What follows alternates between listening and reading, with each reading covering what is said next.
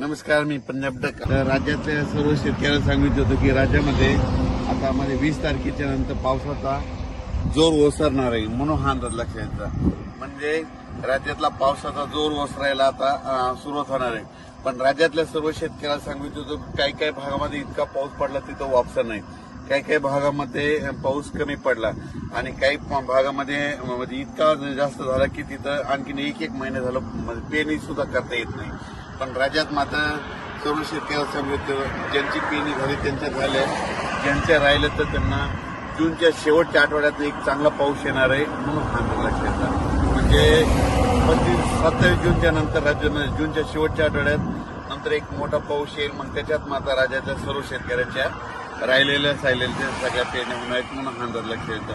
तसा पाऊस थोडा चालूच राहणार आहे. स्थानिक वातावरण तयार होऊन पाऊस राहील, पण राज्यात असा जी इतका मोठा पाऊस पडत होता त्याचा पाऊस आता कमी होणार आहे, म्हणून हा अंदाज लक्षात येतो. सरी मात्र येत राहतील. म्हणजे आणखी 2-4 दिवस मध्ये एकदम बंद होणार नाही, पण सरी चालत राहील. भाग बदलत पडणार आहे आता, म्हणजे सर्वदूर पडणार नाही, भाग बदलत तरच पाऊस राहणार आहे, म्हणून हा अंदाज लक्षात येतो. राज्यातल्या सर्व शेतकऱ्यांना सांगू इच्छितो याच्यानंतर मग पाऊस असा चांगला मोठा कधी येईल.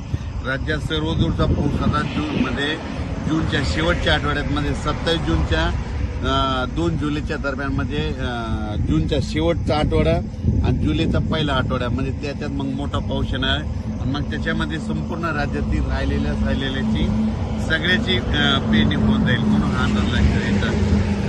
ज्यांच्या जमिनीत ओल असेल तर तुम्ही तुमचा निर्णय स्वतः घ्या, ओल नसेल तर पेरणी करू नका. ज्यांच्या राहिले ते तुम्ही काय करा, नंतर जे शेवटचा पाऊस येईल त्याच्यामध्ये तुम्ही करू शकता. धन्यवाद.